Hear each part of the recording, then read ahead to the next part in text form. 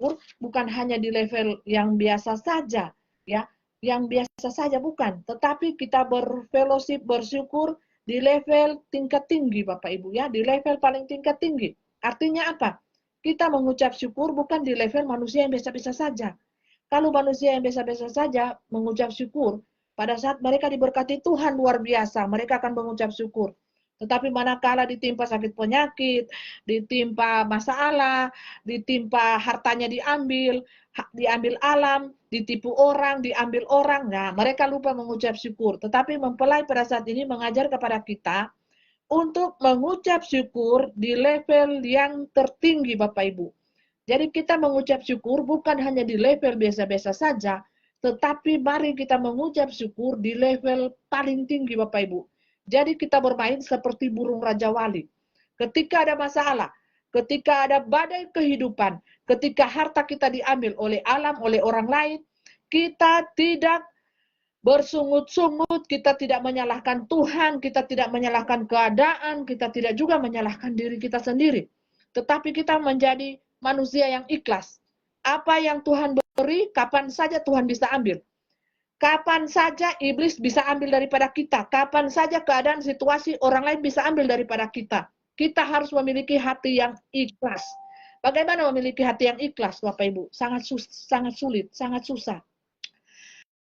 Hati yang ikhlas itu tidak bisa dipenuhi oleh semua manusia di muka bumi ini. Tidak bisa, Bapak Ibu. Karena ikhlas itu, Bapak Ibu, keikhlasan hati, ketulusan hati itu berada di level yang paling tinggi, Bapak Ibu, ya. Jadi, kalau kita sudah menjadi manusia yang ikhlas, yang tulus, ya, tentu kita akan mengucap syukur di segala keadaan apapun juga menimpa kita. Baikkah keadaan kita, burukkah keadaan kita, apapun yang terjadi dalam kehidupan kita, kita akan mengucap syukur di level yang tertinggi.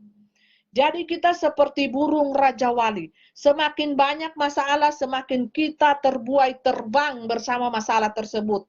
Semakin banyak cobaan hidup yang menimpa kita, kita akan terbang bersama Raja Wali. Burung Raja Wali. Kita akan menjadi kuat, menjadi dewasa di dalam Tuhan, Bapak Ibu. Jadi pembentukan rohani kita untuk menjadi dewasa itu melalui masalah-masalah kehidupan kita.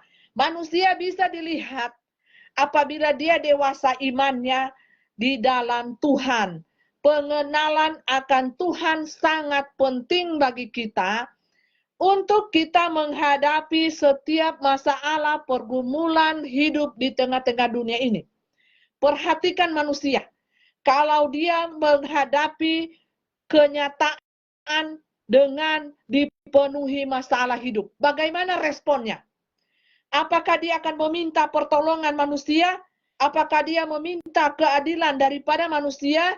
Atau dia akan datang berlutut di kaki Tuhan dengan penuh derayan air mata dan datang dengan kerendahan hati, meminta jalan Tuhan yang terbaik di dalam penyelesaian setiap masalah-masalah kehidupan yang menimpa dirinya.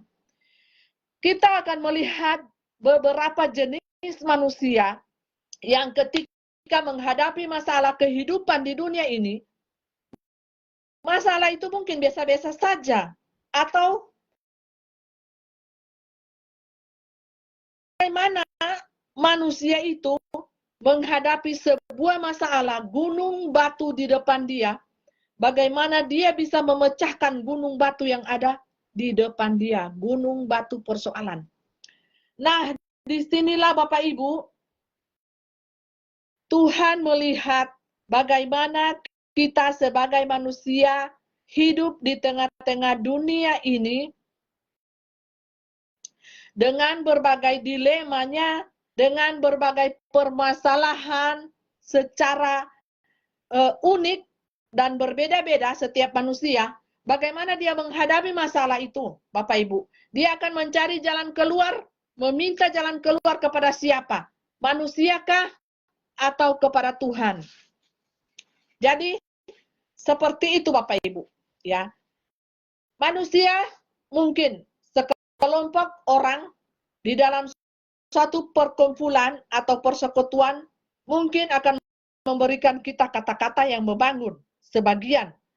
Ada juga mungkin di sekelompok kita, pergaulan kita memberikan kata-kata yang menghancurkan hati kita. Contoh seperti kisah daripada Ayub, Bapak Ayub. Ketika Bapak Ayub menghadapi berbagai masalah, cobaan hidup, ada obrolan di alam lain antara Tuhan Allah dan iblis. Jadi manusia tidak tahu tentang obrolan itu Bapak Ibu di alam lain.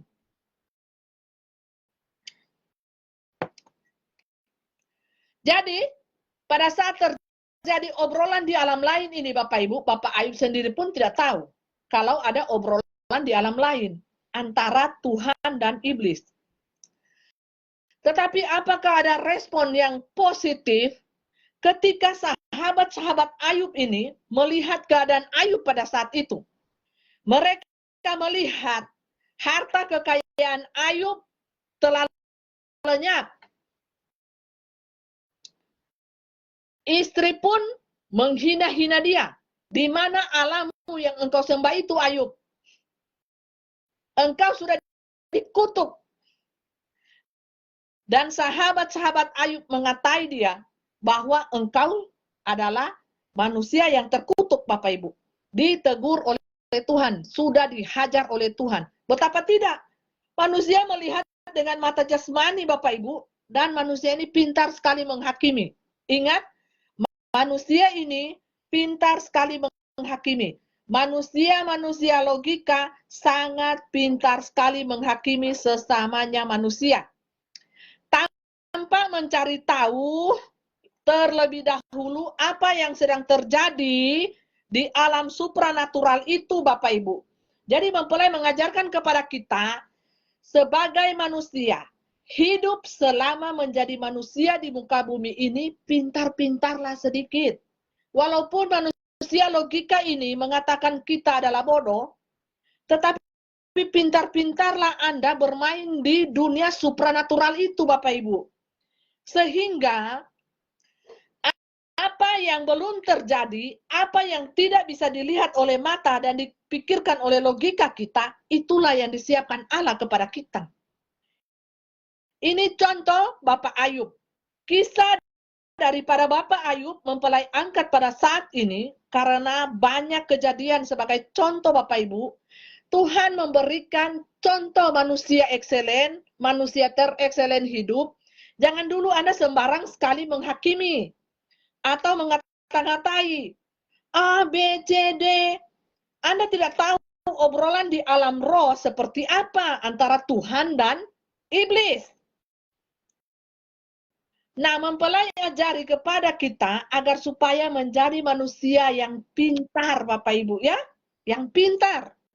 Bukan pintar secara duniawi, mengejar mamon, bukan. Mempelai ingin mengajari kepada kita sebagai manusia, pintar bermain di dalam hal iman. Di dalam hal keimanan kita kepada Tuhan, jangan kita kalah dengan tokoh-tokoh di dalam Alkitab yang telah tercatat dan tertulis rapi di dalam Alkitab itu. Mari kita belajar dari sisi positif dan sisi negatif dari setiap tokoh-tokoh yang ada di dalam Alkitab tersebut. Dan kita ambil sisi positifnya, bukan negatifnya. Nah, jadi Bapak Ibu Saudaraku yang kekasih di dalam Tuhan, respon daripada sahabat-sahabat Bapak Ayub pada saat itu adalah, engkau manusia yang telah dihajar oleh Tuhan. Jadi itulah Bapak Ibu, penghakiman dan penilaian manusia menurut versi logika dan mata memandang dalam setiap segi persoalan sesama kita manusia sangat terlalu cepat, Bapak Ibu. Terlalu cepat. Ya. Untuk itu, Bapak Ibu, mempelai mengajari kepada kita apa artinya tentang kerendahan hati. Jikalau Bapak Ibu memiliki sedikit kerendahan hati, tentulah Bapak Ibu tidak cepat-cepat sekali menghakimi sesamamu manusia. Karena Bapak Ibu selalu memasang cermin di depan. Apakah saya ini sudah benar di hadapan Tuhan atau tidak? Apakah saya ini, langkah hidup saya ini sudah betul di hadapan Tuhan atau tidak? Baik logika saya, tutur kata saya, perilaku saya, dan setiap karakter hidup saya, apakah saya sudah berpadanan dengan firman Tuhan atau tidak, Bapak Ibu? Ini yang mempelai ingin ajarkan kepada kita. Jangan sampai cermin yang kita pegang itu, kita hadapkan ke orang lain sesama kita. Mari kita hadapkan cermin itu di depan mata kita. Siapa tahu pas kita hadapkan cermin itu di depan mata kita, ada banyak sekali dosa yang kita sembunyikan di situ, Bapak Ibu. Sehingga kita lupa untuk berkaca. Kita hanya menaruh cermin itu di depan orang lain, sesama kita.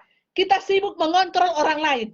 Kita sibuk mengkaca-kaca ada apa di muka orang itu. Apakah ada panu, kudis, jerawat, bentol-bentol, ya bisul, apa. Ya kita sibuk untuk memegang kaca itu di depan muka orang lain. Sementara diri kita tidak pernah mengaca diri, Bapak Ibu. Ini yang sering dilupakan oleh manusia-manusia akhir zaman pada saat ini. Sehingga dosa orang lain itu akan tampak sangat besar di mata mereka yang senantiasa siap untuk menghakimi dosa sesamanya manusia tanpa mengoreksi dosanya sendiri yang juga bertubi-tubi, Bapak Ibu, yang dilakukan di tempat-tempat yang gelap. Tidak ada yang tahu, Bapak Ibu, tidak ada kamera, tidak ada CCTV di situ. Di tempat-tempat yang gelap itu tidak ada. Hanya yang ada adalah mata Tuhan yang senantiasa melihat. Jadi bagaimana dengan hal-hal tersebut, Bapak Ibu? Coba kita renungkan bersama-sama pada saat ini. Bagaimana kita bisa menjadi manusia yang super munafik di hadapan Tuhan. Sedangkan Tuhan ada berbagai-bagai ratusan ribu, jutaan ribu CCTV-nya mengontrol kehidupan kita. Bagaimana kita bisa berperilaku seperti ahli Taurat, ahli Farisi, supernya minta ampun munafiknya. Berpakaian jubah-jubah keagamaan, tapi ditutupi dengan segala pernak-pernik keagamaan, tetapi perbuatannya sangat menjijikkan di hadapan Tuhan. Sehingga pada waktu mati, pada waktu ia pindah alam, Tuhan tidak mengenal dia. Tetapi dia berkuar-kuar di muka bumi ini, dia adalah sahabat Tuhan. Dia adalah pelayan Tuhan. Ahli sorga, pemegang kunci sorga, panitia sorga. Tahu-tahu sampai di sana, ganti status, panitia neraka. Rupanya salah alamat, Bapak Ibu. Apa yang saya keluar di bumi tidak sama seperti apa yang saya dapati kenyataan di alam lain tersebut. Ya seperti itu, jangan sesali Bapak Ibu. Mempelai ingin kita semuanya dari berbagai agama, ras, suku, dan bangsa tanpa membeda-bedakan semuanya, Bapak Ibu. Mempelai ajari kita, jadilah manusia yang pintar. Jangan hanya pintar cari rejeki, uang. Pagi, siang, malam, petang, malam. Uang yang ku cari, tidak ada waktu untuk Tuhan. Kalau Anda berlaku seperti itu, mati Anda akan menyesal, Bapak Ibu. Anda tidak pernah meluangkan waktu untuk cari Tuhan. Luangkanlah waktumu untuk cari Tuhan.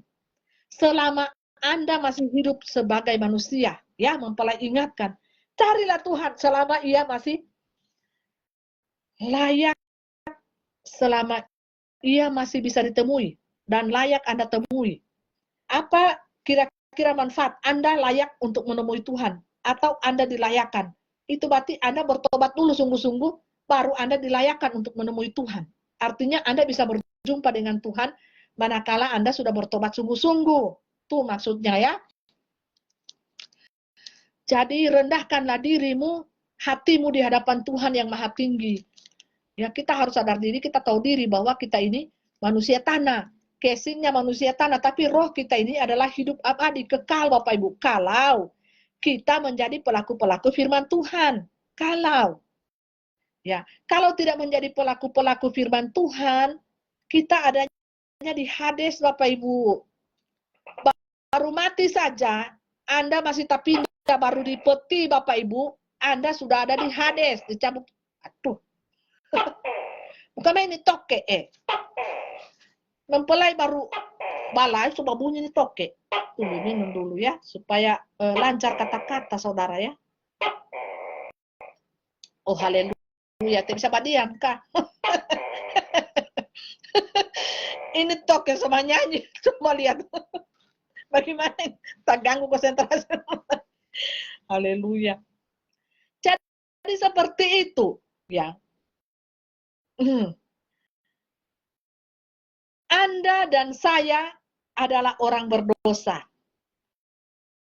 Anda dan saya adalah orang berdosa. Tidak ada satupun manusia di muka bumi ini yang tidak berdosa dari sejak lahir. Tidak ada Bapak Ibu. Semua kita berdosa. Baik itu mau dosa bohong kek, curi uang orang tua, ambil uang orang tua, itu sudah dosa Bapak Ibu ya di hadapan Tuhan. Bohong sedikit saja, bohong sedikit, bohong besar itu dosa. Ya. Nah, jadi ini toke mengerti juga ya, pas mempelai suruh badiam, dia badiam Bapak Ibu, dia menuruti ya. Haleluya. Jadi kalau tidak dia berhenti nyanyi juga ini toke, mengganggu konsentrasi, apa yang mempelai mau bilang itu lupa. Nah, jadi Bapak Ibu, mempelai angkat malam ini adalah tokoh Ayub. Ya. Mempelai Bapak Ibu menggambarkan kisah daripada Bapak Ayub ini mirip-mirip sekali dengan saya Bapak Ibu. Tetapi belum mungkin semuanya.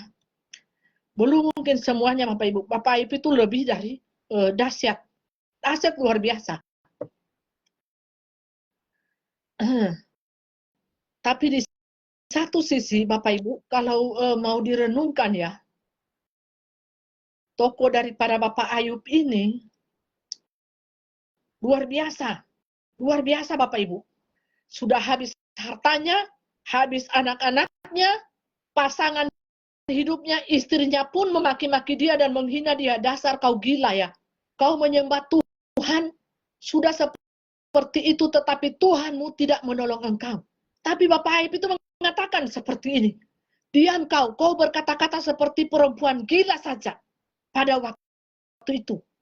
Kau ini seperti perempuan gila saja. Dan istrinya meninggalkan Ayub dalam keadaan sakit yang parah. Daging-dagingnya, Bapak Ibu, lulu lantak daripada tubuhnya. Tapi penderitaan mempelai Bapak Ibu beda. Dibunuh berapa kali, tapi hidup lagi. Dibunuh, disisa terus, tapi hidup lagi Bapak Ibu. Mempelai ingin cerita sedikit tentang pengikutnya Ndoro Paus ini ya. Ikan paus ini yang bisa mempelai. Sungguh luar biasa. Mempelai sudah bekerja, mempelai ditampar Bapak Ibu, dan baju-baju mempelai dibuang ke kandang babi.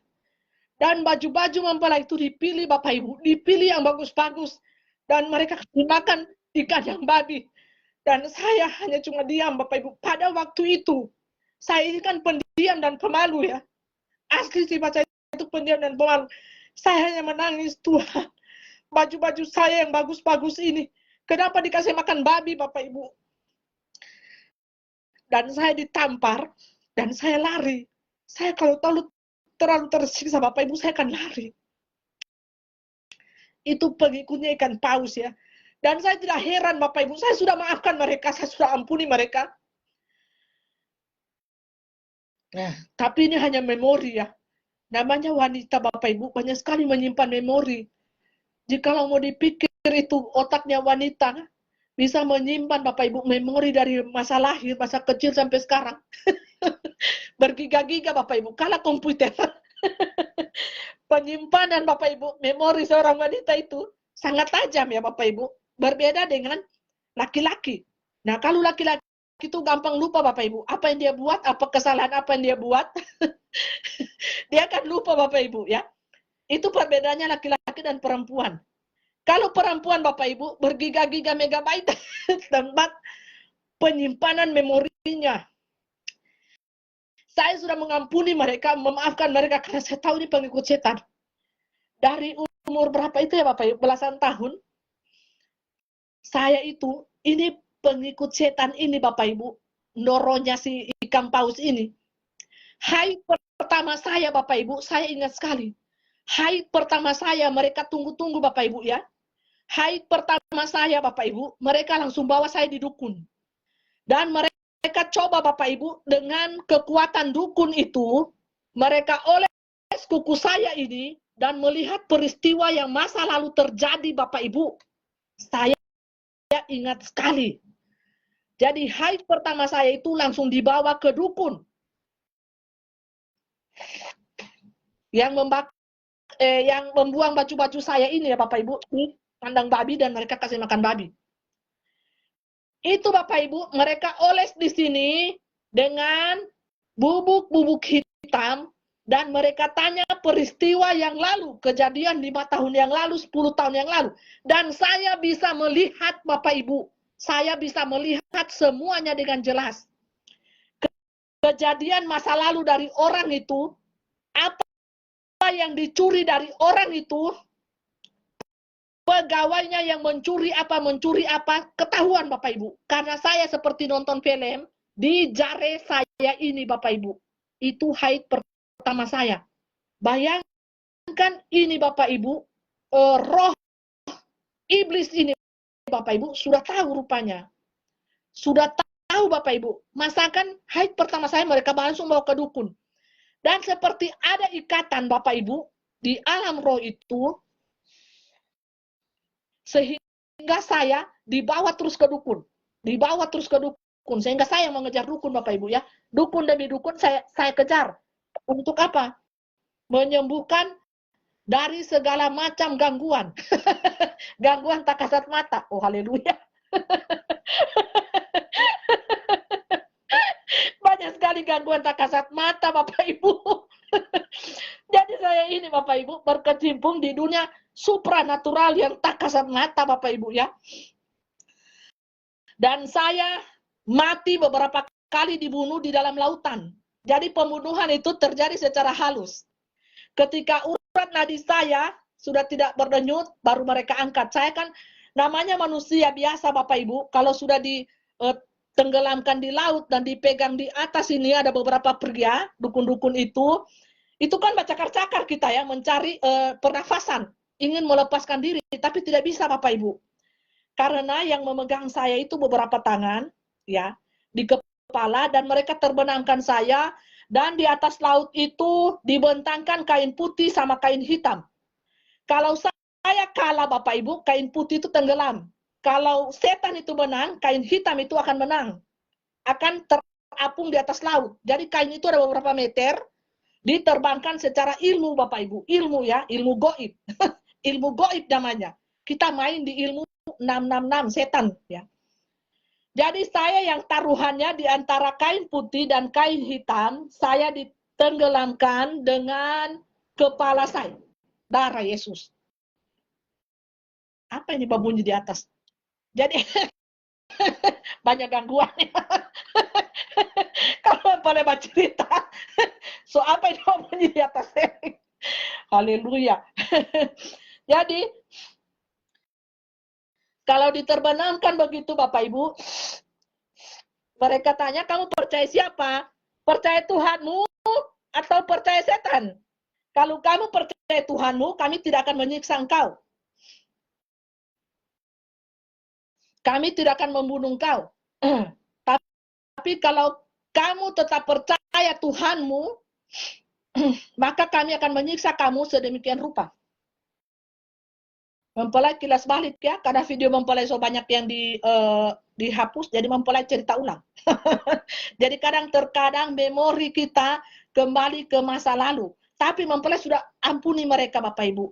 Mempelai sudah ampuni mereka yang menzolimi mempelai, membunuh, mempelai beberapa kali, mempelai sudah ampuni. Semuanya Bapak Ibu. Yang juga telah memperkosa mempelai sudah ampuni semua. Mereka tidak dapat hukuman di dunia Bapak Ibu. Tetapi yang mempelai minta, darah-darah setiap orang kudus harus diperhitungkan Bapak Ibu. Harus. Kami meminta pembalasan dari Tuhan yang Maha Tinggi atas setiap darah-darah orang kudus yang tercurah. Apa artinya darah-darah orang kudus? Artinya apa? Jiwa-jiwa yang meratap Bapak Ibu. Jiwa-jiwa yang meminta keadilan. Karena kematian kami tidak adil bagi dunia ini. Dunia tidak memberikan keadilan Bapak Ibu. Dan kami hanya berkata, Tuhan, biarlah hukum-Mu yang berlaku atas kami. Hukum-Mu yang berlaku. Dan setiap darah, jeritan jiwa-jiwa di hadapan Tuhan kami meminta keadilan. Kami meminta keadilan saat ini.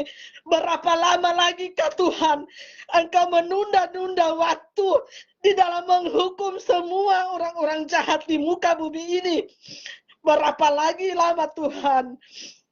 Kami tidak meminta apa-apa, tapi kami hanya meminta darah kami menjerit di hadapan Tuhan. Artinya apa? Darah itu adalah jiwa kami yang menjerit di hadapan Tuhan dan berbicara di hadapan Tuhan. Berapa lama lagi kah Tuhan Engkau membalaskan setiap darah-darah kami yang tidak berdosa ini? Yang mati secara semena-mena, yang mati secara tersolimi di muka dunia ini. Kami tidak meminta keadilan dunia, tetapi kami meminta keadilan Tuhan. Sekaranglah waktunya darah-darah orang kudus itu bersuara dan menjerit di hadapan Tuhan. Kapan lagi waktunya? Jangan lagi menunda-nunda waktu untuk menghukum semua orang-orang jahat di muka bumi ini. Kami tidak meminta apa-apa. Tidak, hanya teriakan jiwa-jiwa orang-orang kudus yang hidup sepanjang masa, yang hidup sepanjang zaman, matinya mati martir di dalam roh dan kebenaran, di dalam nama Tuhan Yesus Kristus. Itulah yang roh saya, jiwa saya berkata di dalam hatiku dan batinku menjerit saat ini. Tidak ada lagi penundaan waktu. Tidak ada lagi. Semuanya menjerit. Darah kami atau jiwa kami menjerit di hadapan Tuhan pada saat ini. Dan Tuhan, Bapa Yahweh Yeshua HaMashiach Elohim, itulah yang akan menentukan. Dialah sebagai hakim yang adil, yang akan menentukan baik upah orang jahat dan orang yang baik akan diberikan sama takarannya. Karena Bapa tidak pernah memilih kasih. Orang baik akan mendapatkan upahnya dan orang jahat pun akan mendapatkan upahnya. Tidak ada yang luput dari hadapan mata Bapakku yang di surga. Mengapa aku pada saat ini menyuruh-nyuruh mempelai, bersaksi malam ini mempelai, live-lah di Facebook yang bisa engkau bisa live. Karena aku ingin dunia tahu bahwa tidak ada lagi penundaan waktu pada saat ini mempelaiku. Darah-darah orang kudus atau jiwa-jiwa orang kudus telah kudusku dan meminta keadilan bagi mereka semuanya.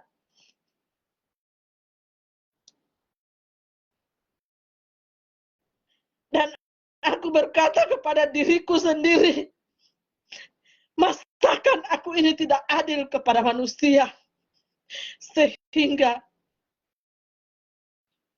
aku ingin banyak yang ingin masuk surga,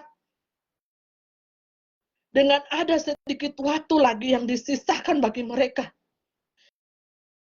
Tetapi jiwa-jiwa orang kudusku telah berseru dan menerobos masuk di ruanganku dan berkata, bila mana waktu itu engkau menunda lagi, jangan menunda lagi walaupun sedikit.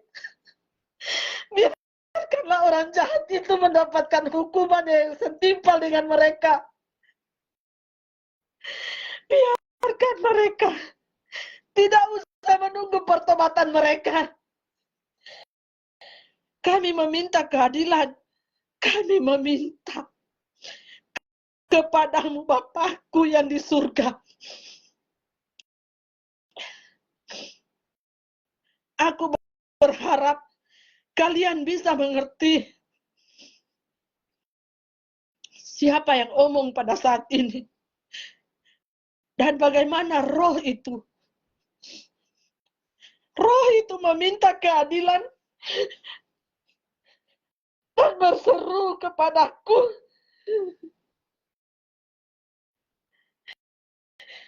Bila mana waktu itu engkau menahannya untuk membalaskan darah kami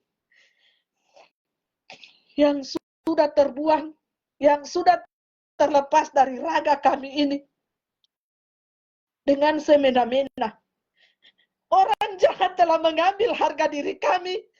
Orang jahat pula telah menghina-hina kami, telah memfitnah-fitnah kami, bahkan membunuh kami. Bagaimana bisa mereka hidup dengan nyaman dan tenang di muka bumi ini? Sementara darah kami, jiwa kami menjerit-jerit di hadapan-Mu, Bapa. Bagaimana itu bisa terjadi? Adakah keadilan? Adakah keadilan? Adakah keadilan? Kami tidak mencari keadilan dunia, tapi kami mencari keadilan-Mu, Bapa. Adakah keadilan itu bagi kami?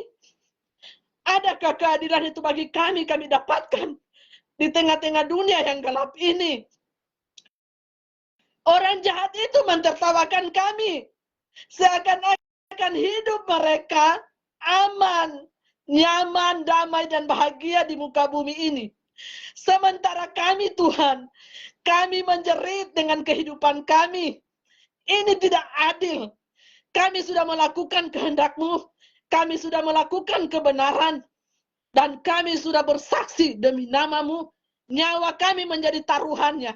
Tetapi apakah balasan yang kami dapatkan selama hidup di dunia ini? Adalah penderitaan.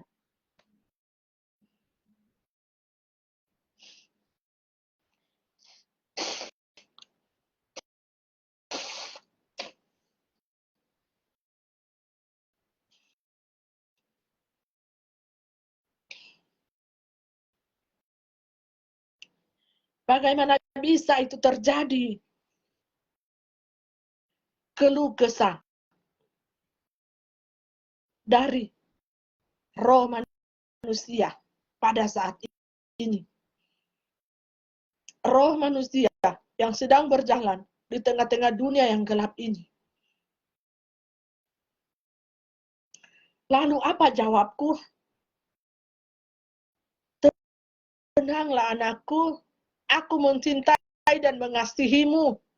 Aku melihat segala penderitaanmu, keluh kesahmu, ucapan syukurmu, tangisanmu. Aku tahu semuanya. Tanpa engkau memberitahukan kepadaku, aku melihat semuanya jelas di mataku. Tenang anakku, jalan itu yang sudah terlebih dahulu aku lalui. Jalan itu yang sudah terlebih dahulu aku lalui, anakku. Tenanglah. Janganlah engkau takut. Janganlah engkau khawatir dengan apapun juga yang menimpa dirimu. Aku akan menyertai engkau sampai pada kesudahan zaman ini. Kata Rohku, Alfa dan Omega. Janganlah gelisah hatimu. Janganlah gentar kepada mereka yang senantiasa menghina-hina engkau, mencaci maki engkau, menyerang engkau sampai di detik ini. Jangan gentar kepada mereka. karena engkau seperti prajurit yang berjalan di tengah-tengah kegelapan malam, walau 10.000 rebah di samping kiri kananmu, engkau akan berjalan tegak lurus ke depan dan dengan wajah yang terangkat, bukan tertunduk malu karena dosa. Sama sekali tidak. Apa yang dimaksud dengan engkau akan berjalan di tengah-tengah dunia yang gelap ini, sewalau 10.000 rebah di samping kiri kananmu, engkau akan berjalan. Shalom semuanya, shalom. Shalom alam surga, malaikat Mikael, shalom, Tuhan Yesus memberkati yang selalu menguatkan para saksi-saksi surga. Amin. Shalom semuanya, ya mempelai Tuhan, Om Alim, shalom semuanya. Tuhan Yesus memberkati kita ya, mempelai Tuhan, kekasih-kekasih Tuhan, sahabat-sahabat Tuhan, shalom Elohim. Apa maksudnya firmanku berkata bahwa walau 10.000 rebah di samping kiri kananmu, engkau akan berjalan tegap lurus ke depan dengan muka yang terangkat dan di pinggangmu berbaju zirakan kebenaran dan keadilan, kekudusan hidup, dan bagaimana engkau akan berkasutkan kerelaan hati mengabarkan firman-Ku di tengah dunia ini. Bagaimana engkau bisa berjalan di tengah-tengah penyakit sampar dan virus. Bagaimana engkau berjalan di tengah-tengah, bagaimana engkau berjalan ketika engkau ada di tengah malam yang gelap gulita. Bagaimana engkau berjalan, di depanmu ada setan, di samping kiri kananmu ada iblis, ada segala macam rupa-rupa roh dunia ini.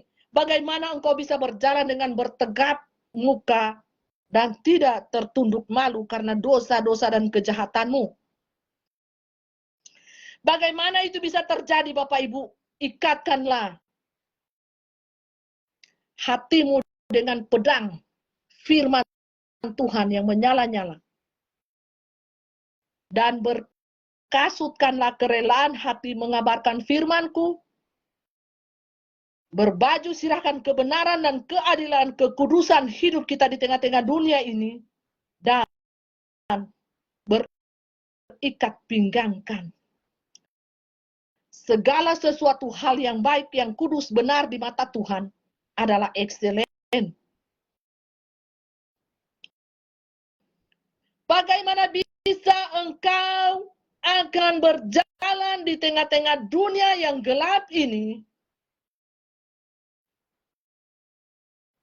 apabila engkau tidak memiliki perisai iman di dalam hatimu sebagai pedang yang bernyala-nyala untuk membentengi hatimu dari segala macam godaan dan cobaan dunia ini.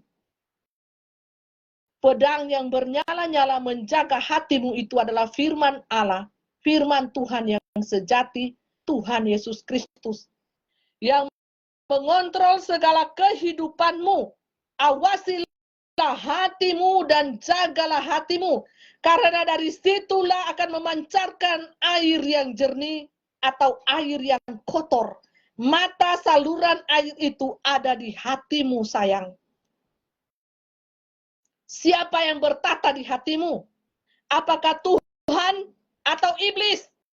Atau keangkuhan hidupmu atau rohanimu yang bertata di hatimu? Aku. Atau Tuhan Yesus Kristus? Kesombongan muka yang bertata di hatimu? Atau Tuhan dengan kerendahan hati bertata di hatimu? Itu adalah pilihan masing-masing dirimu. Orang lain tidak ada yang tahu. Hanya dirimu sendiri yang tahu.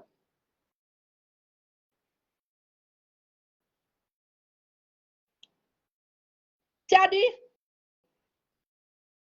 harus aku katakan seperti apakah orang yang berjalan di waktu penyakit sampar itu berjalan di tengah-tengah dunia ini, walau 10.000 rebah di samping kiri kananku, dan beribu-ribu, berjuta-juta miliar orang rebah di samping kiri kananku, aku tetap berdiri tegap dan menatap Tuhan ada di depanku, malaikat Tuhan ada di samping kiri kananku. menjagaku, menopangku, memberikan kekuatan penghiburan yang sejati. Bagaimana bisa? Ayat ini diperuntukkan kepada waktu untuk ke depan. Ayat, walaupun beribu-ribu rebah di samping kiri kananku, aku akan tetap berjalan tegak lurus ke depan. Apa maksudnya? Apa Bapak Ibu? Kalau kita memecahkan itu secara logika kita manusia, tidak akan masuk. Tetapi maksud daripada ayat firmanku ini adalah seperti ini. Apabila manusia telah rebah menjadi zombie-zombie, jatuh berpuluh-puluh ribu di samping kiri kananmu, aku akan berjalan tegak lurus di dalam cahaya kemuliaan Tuhan. Itu maksud ayat ini. Dan disinggung di firman Tuhan itu pada waktu penyakit sampar itu berjalan, Bapak Ibu. Ayat ini baru muncul ketika beribu-ribu rebah di samping kiri kananku. Aku akan berjalan dengan penuh kuasa Tuhan, penuh cahaya kemuliaan Tuhan. Sehingga zombie-zombie, setan-setan iblis itu akan kepanasan dan ketakutan melihat aku. Karena aku anak Tuhan. Bukan anak Tuhan yang kaleng-kaleng, tetapi anak Tuhan yang ekselen. Imanku bisa diuji dengan kematian. Imanku bisa diuji dengan api pemurnian. Dan karakter hidupku memberkati orang lain. Walaupun aku sudah menjadi manusia yang baik, super baik, banyak hujatan, banyak hinaan, no problem. Karena Tuhan telah terlebih dahulu dihina, dicaci maki, ditampar, dan diludah. Bahkan naik di tiang salib gantungan. Apalagi kita. Kita hanya keset, sayang. Kita hanya hamba. Tuhan saja raja di atas segala raja. Naik tiang gantungan salib. Apa salib bagi dunia? Lambang penghinaan. Mahkota duri. Apa itu? Lambang penghinaan. Mau kita hambanya, mau ingin disanjung, dipuji di dunia ini? Oh tidak. Kita harus ikuti jejak salibnya. Jejak penderitaannya. Makanya kita hamba-hamba ilahi ini Bapak Ibu, bayar harga. Bayar harga. Kita nanti beristirahat di kerajaan 1000 tahun, baru bisa berleha-leha. Sekarang bayar harga Bapak Ibu. Ya, harus bayar harga. Ya, karena kita mau menuju kerajaan 1000 tahun damai.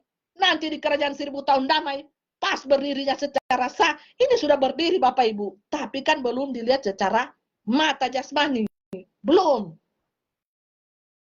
Di alam roh sudah Bapak Ibu ya, kita sudah bercahaya berkilau-kilauan. Jadi kita berjalan di tengah-tengah dunia yang gelap ini akan dipenuhi. 1, kuasa Tuhan yang super dahsyat. 2, kita akan bercahaya-cahaya melewati kegelapan dunia ini. Dan setan iblis akan kepanasan melihat kita. Itu artinya kita berjalan di tengah-tengah 10.000 rebah di samping kiri kananku.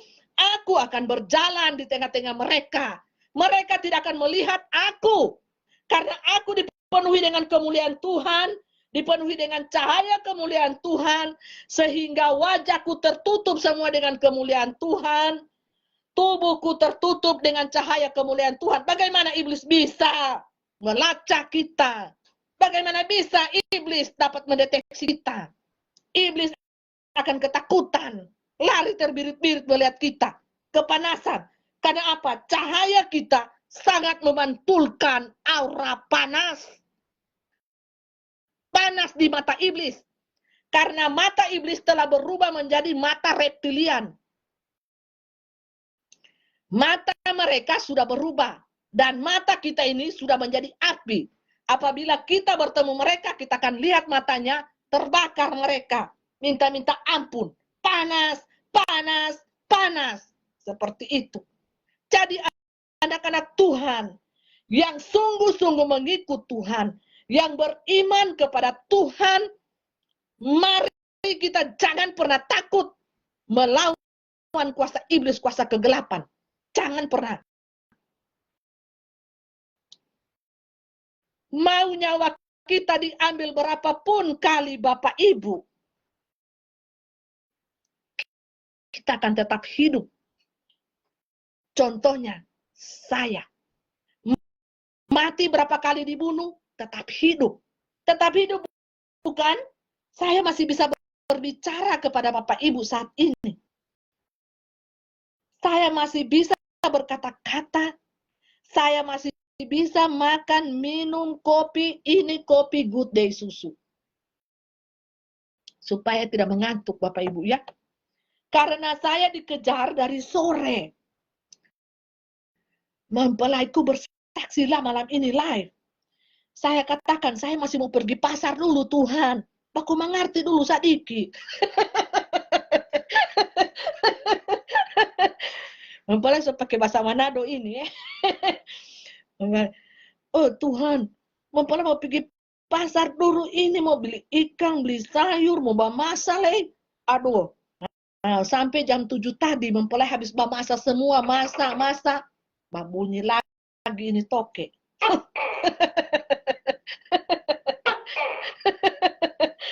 Toke. Baku mengerti sadiki nga toke. Itu toke manyao, dia bilang, iyo kata betul.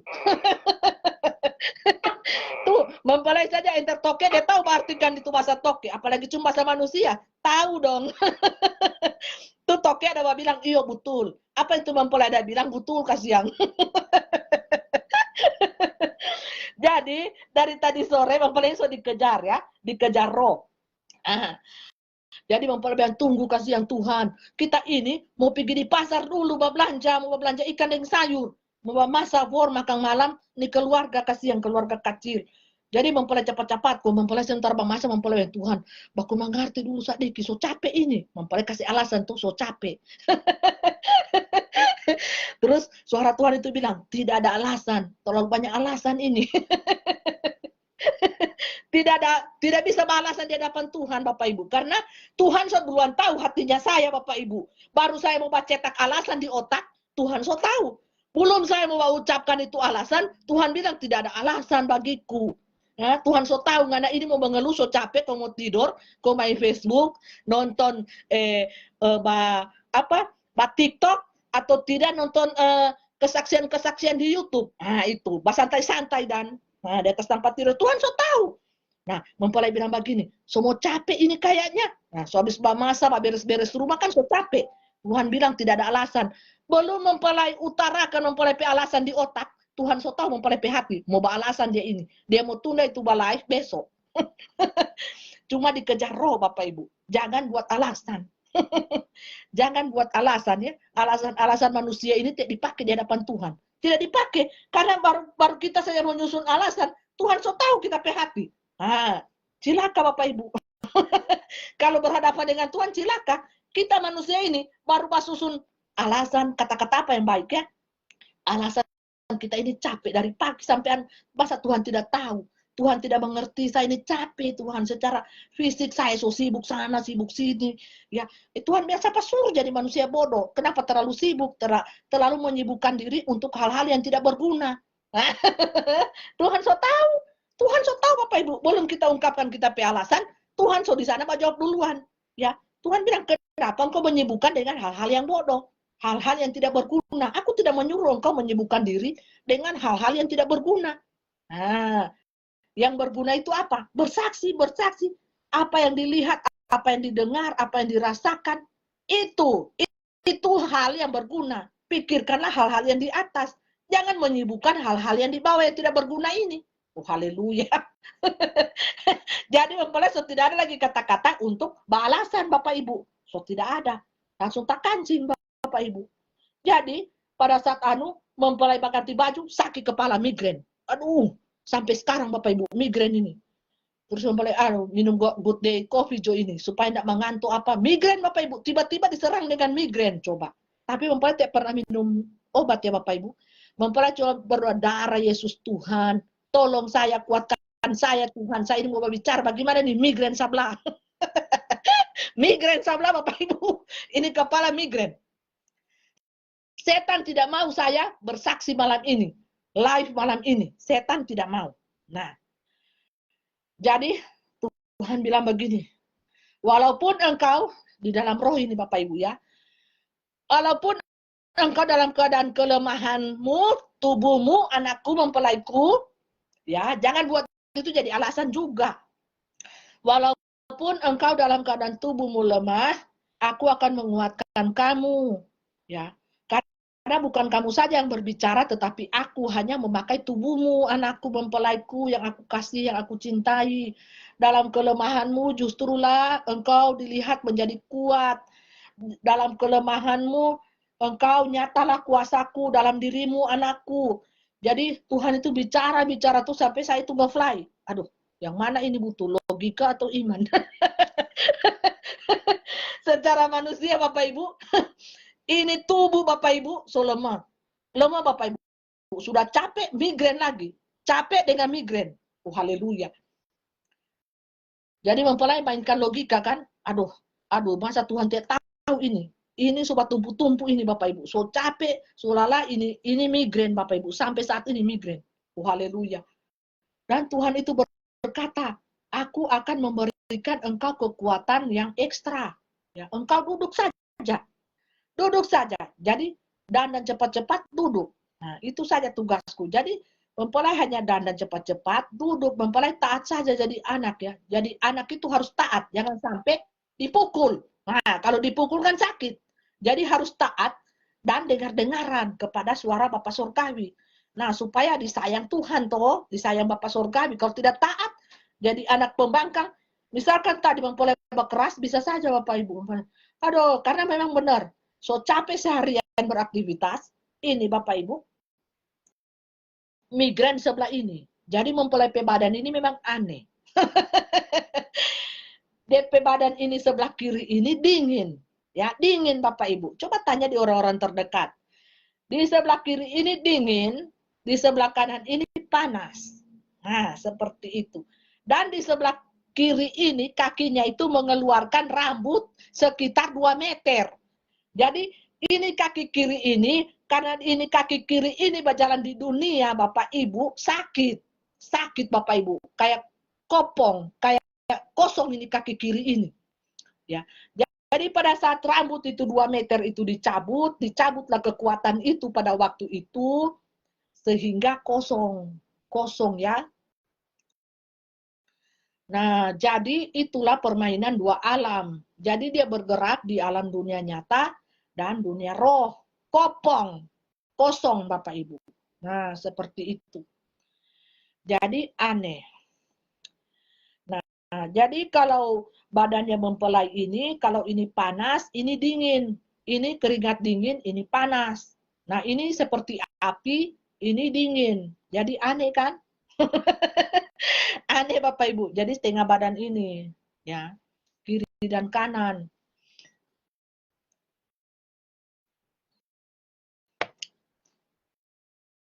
Nah, lanjut. Bapak Ibu, tadi malam itu mempelai melihat ada meteor putih yang menyala-nyala putih berkilauan. Itu kan mempelai cerita saja ya secara jujur. Ya, jadi meteor itu Bapak Ibu disuruh Bapak Yahweh mempelai tangkap.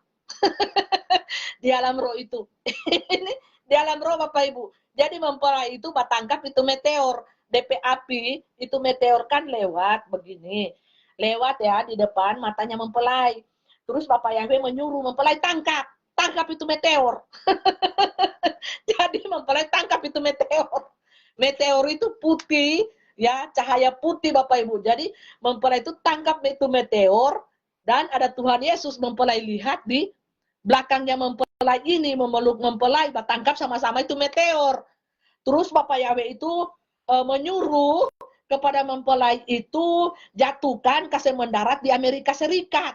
Oh haleluya, mempelai kan cuma disuruh. Jadi pada saat di luar angkasa itu Bapak Ibu, mempelai kan batangka itu meteor kan bukan ada di bumi, tapi di luar angkasa. Gelap itu Bapak Ibu, gelap. Mempelai tangkap itu meteor, sambil itu meteor itu bawa mempelai di kota Amerika Serikat. Jadi Meteor itu yang membawa mempelai di kota Amerika Serikat. Mempelai pegang begini tuh meteor, Bapak Ibu. Tuhan Yesus ada di belakang, Bapak peluk mempelai. Kok mendarat itu mendarat itu mempelai. Bukan mendarat itu meteor. Mempelai ada pegang meteor. Itu atas perintah Bapak Yahweh. Mendaratnya di Amerika Serikat. Di gedung-gedung yang bercat putih. Ya, seperti itu. Sehingga naiklah air laut. Nanti Bapak Ibu tinggal nonton di berita dunia tipu-tipu. Muncul nanti di dunia tipu-tipu, entah kapan, itu hanya rahasia bagiku. Waktu itu dipegang olehku. Rahasia bagimu manusia-manusia, kalian tidak akan tahu waktu itu manakala tiba di dunia nyata kalian. Nah, seperti itu saja. Ya, tidak usah ditambah dan tidak usah dikurangi. Seperti itu saja. Jadi